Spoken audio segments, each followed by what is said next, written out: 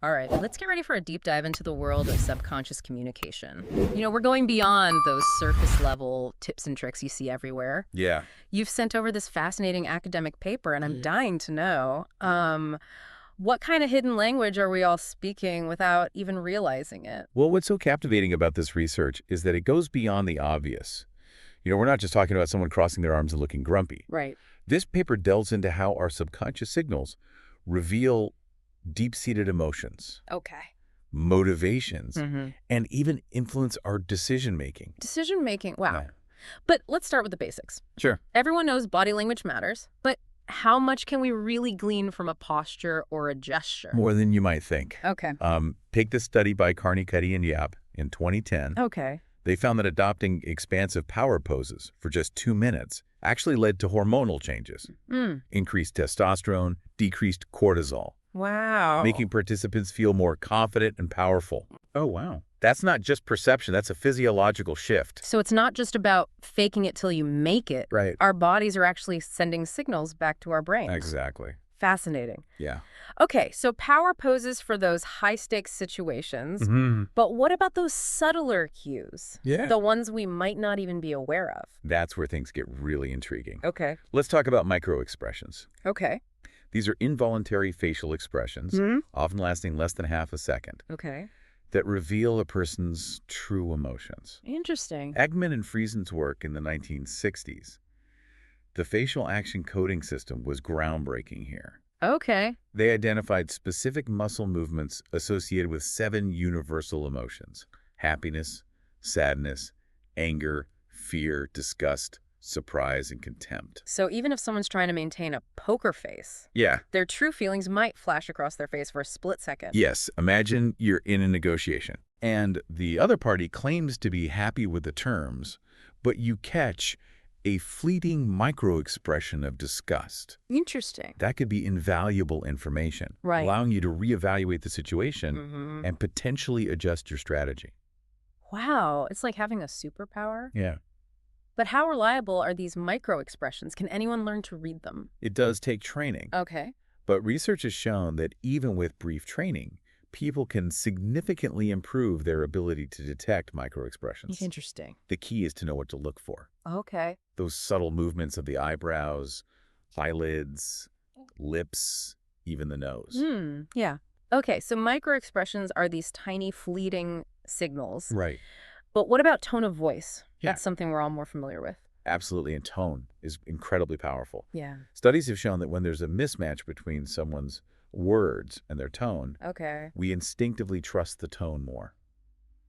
Think about it. Yeah. A simple "I'm fine" can convey a million different emotions, Right. depending on the tone. Yeah, from genuine reassurance to barely concealed annoyance. Exactly. And what's interesting is that we pick up on these vocal cues unconsciously. It's like our ancient brains are still wired to detect danger or safety signals in someone's voice. Precisely. And this ties in with our emotional evolution. Interesting. We've been finely tuned over millennia Wow. to pick up on subtle vocal inflections. Okay. In fact, research by Jesselyn and Laka in 2003 suggests that we can even decode vocal expressions of basic emotions across different cultures, pointing to a deep-seated biological basis for this ability. So even if we don't speak the same language, we can still hear the emotion in someone's voice? Yeah. That's incredible, but I'm curious, is there anything in this research about how we can use our understanding of tone to become more effective communicators? There are a few key takeaways. Okay. First, become aware of your own tone. Okay. Record yourself speaking or ask for feedback from friends. Yeah. Second, practice aligning your tone with your intended message. Okay. Want to convey warmth, soften your voice, Okay. need to project authority, Yeah. add a bit of firmness. Mm-hmm. It's about consciously using tone as a tool. Makes sense. Okay, so we've got micro-expressions, these lightning-fast facial cues. Right. And then we've got tone, this underlying current of emotion in our voices. Mm-hmm. What other subtle signals are we sending out without realizing it? Yeah. I'm ready to get even deeper into this hidden world. Okay. Well, you brought up the idea of a hidden world, and this paper actually delves into a phenomenon that feels almost magical: subconscious mirroring. Mirroring, like when I catch myself using the same slang as my best friend. That's a form of it.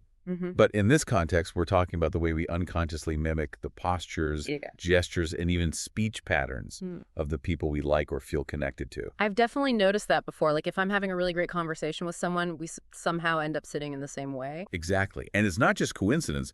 This mirroring behavior is linked to our mirror neuron system, which was discovered by Rizzolatti and his team in the 1990s.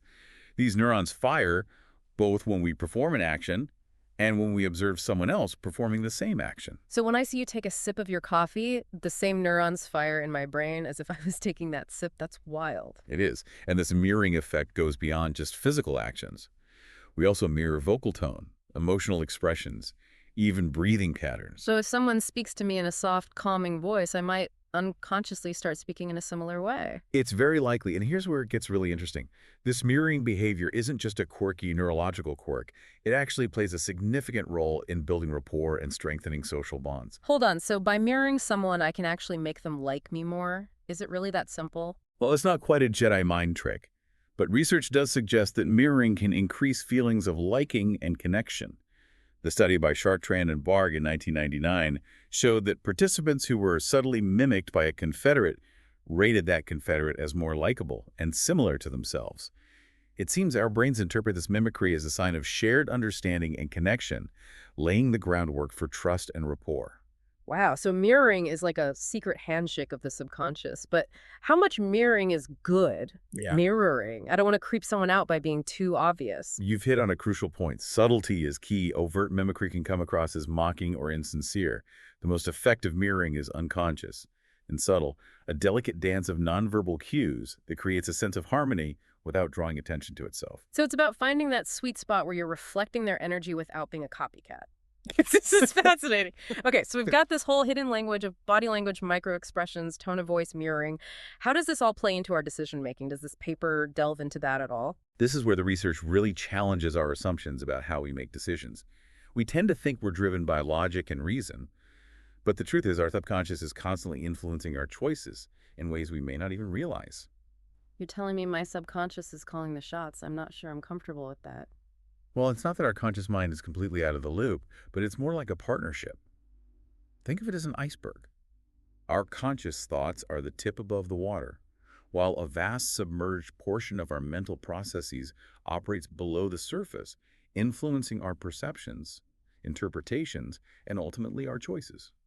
Okay, so I'm starting to see how this connects to our earlier discussion. If our subconscious is picking up on all these subtle cues, body language, tone of voice, microexpressions, even mirroring, then it makes sense that those cues would be factored into our decision making. Exactly, and this isn't just about personal preferences or gut feelings. We're talking about a complex interplay between our biology, our past experiences, and our social conditioning, all shaping our choices in ways we may not fully understand.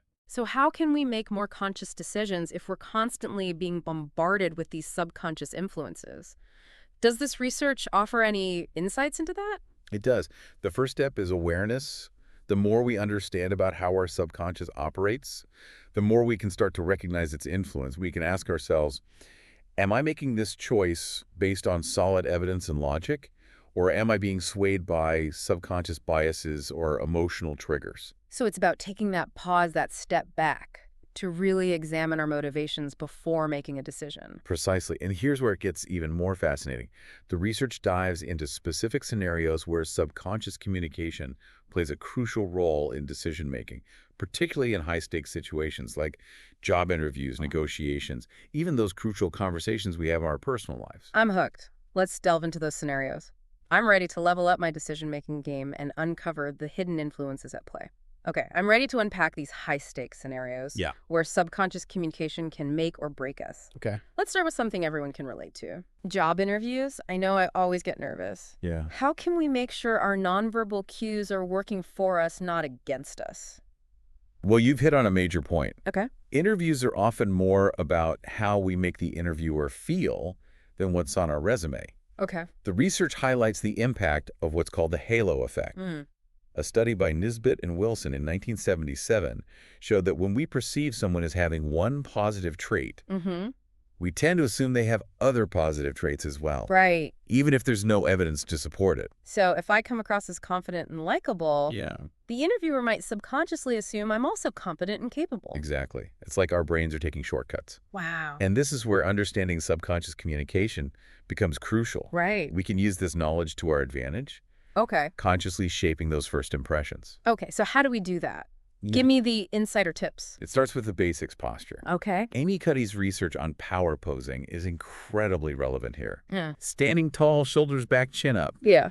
It not only makes you look more confident, but it can actually make you feel more confident Right. by triggering those hormonal shifts we talked about earlier. So even if I'm internally freaking out, Right. I should try to project an air of, I've got this. Yeah. Fake it till you make it. Think of it more as embody it until it becomes you.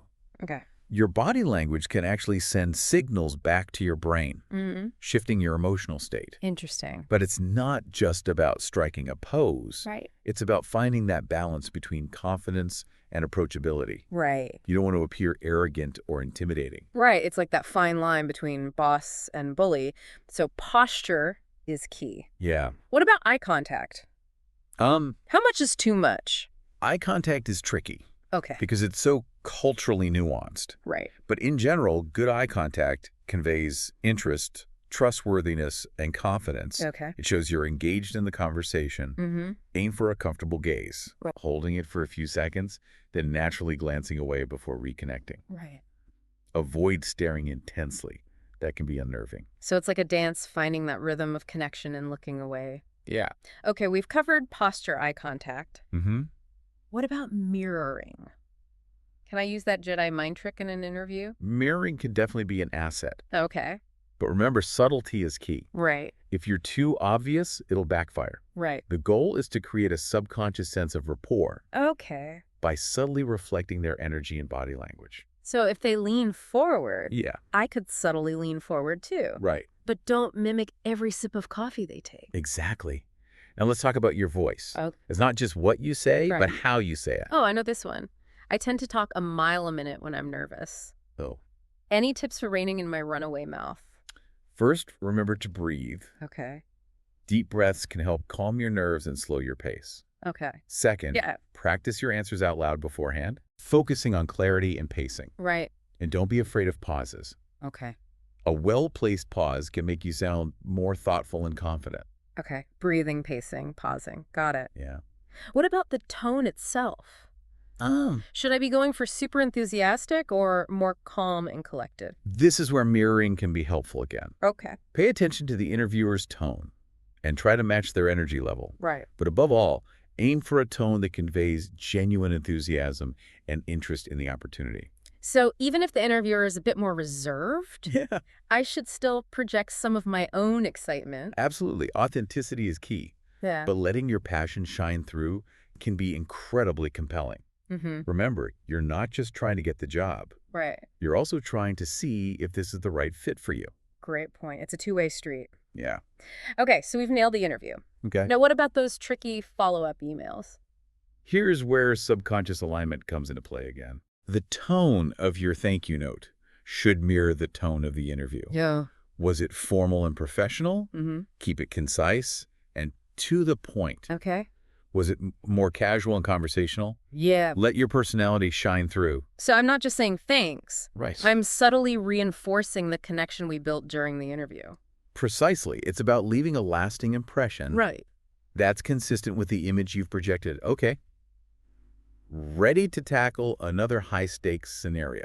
All right, bring it on. Let's talk negotiations. This is where things get really interesting and potentially stressful. Hmm. What are the key things to keep in mind when I'm trying to negotiate a better salary, Okay. a new contract, or even just getting my point across in a meeting? First and foremost, preparation is key. Okay. The more prepared you are, the more confident you'll feel. And that confidence will shine through in your nonverbal communication. Oh, okay. Know your worth, research industry standards, and have a clear idea of your ideal outcome. So going in with a strong sense of what I deserve and what I'm willing to accept, that makes sense. Yeah. But what about the actual interaction? How do I make sure I'm not accidentally undermining myself with my body language or tone? Body language is crucial in negotiations. Okay. Project confidence and authority without being aggressive. Right. Stand tall, maintain good eye contact, Mm-hmm. and use open gestures. Avoid crossing your arms or clenching your fists. Right. Those are defensive signals that can make you seem closed off. So I want to be assertive, but not aggressive. Right. What about mirroring? Is that helpful in a negotiation? It can be, but again, subtlety is key. Right. Pay attention to their body language and subtly reflect their cues. Okay. This can create a sense of rapport, but if it's too obvious, Right. it can feel manipulative. Right. I don't want them to think I'm playing some kind of mind game. What about tone of voice? Mm, I know I can get pretty heated when I'm feeling passionate about something. yeah, Yeah. that's understandable, Yeah. but try to maintain a calm and even tone. Even when you're feeling stressed or pressured, Right. it conveys that you're in control Right. and committed to finding a solution. Mm-hmm. Avoid getting overly emotional or letting your frustration show. Yeah. That can undermine your position. So even if I feel like they're being unreasonable, I need to keep my cool Yeah. and stay focused on the goal. Right. What about those micro expressions? Can they give me an edge in a negotiation? If you've trained yourself to spot microexpressions, Right. they can be incredibly revealing. Okay. For example, if they claim to be happy with a proposal, Mm-hmm. but you catch a fleeting microexpression of disappointment, Interesting. it could be a sign that they're not being entirely truthful or that there's room for further negotiation. Wow. It's like having a secret window into their true feelings. Yeah. Okay, so I'm rocking my confident posture, subtly mirroring. Mm-hmm. My tone is calm and collected. I'm even catching those micro expressions like a pro. Yeah. Any final tips for negotiating like a boss? Here's the most important one, active listening. It's not just about getting your point across. Mm-hmm. It's about truly understanding their perspective Right. and finding a solution that works for both parties. Okay. Listen to their words, observe their body language, and try to understand their underlying needs and motivations. So it's about collaboration, not just competition. That makes sense. Right. Okay, we've covered job interviews, negotiations, Yeah. but we can't forget about those high-stakes conversations in our personal lives. Right. Those can be just as challenging, if not more so. Absolutely. In fact, subconscious communication is even more crucial in our personal relationships because the emotional stakes are so much higher. Yeah, for sure. Think about those difficult conversations with our partners, family members, or friends right. where we're trying to express our feelings, resolve conflicts, or navigate sensitive topics. Those are the moments where things can easily go off the rails. How can we use our understanding of nonverbal cues to make sure those conversations are productive and compassionate? It all starts with awareness. We need to be mindful of how our body language, tone of voice, and facial expressions are impacting the people we care about most. Right. Are we truly present and engaged when they're talking to us? Mm. Are we conveying warmth and empathy? Yeah. Or are we sending unintentional signals of disinterest or judgment? So putting down the phone, making eye contact, really listening, those are all crucial. But it goes beyond that, right? Yes, think about your posture. Okay. Are you leaning in, showing interest? Or are you closed off, creating distance? Yeah. And your tone of voice? Right. Is it kind and respectful, or are you letting your emotions get the best of you? I know I'm definitely guilty of letting my tone get sharp when I'm Yeah. feeling stressed or misunderstood. We all are. But the more aware we become of these patterns, Right. the more we can choose to communicate in ways that are loving and supportive. Okay. And here's where mirroring can be incredibly powerful in our personal relationships. Mm-hmm. Subtly reflecting your partner's body language and tone can create a sense of connection and understanding, helping to de-escalate conflict. So if my partner is upset and I mirror their posture or tone, Yeah. it can actually help them feel heard and validated. Precisely. It's a nonverbal way of saying, Wow. I'm here with you. I understand how you're feeling. Yeah.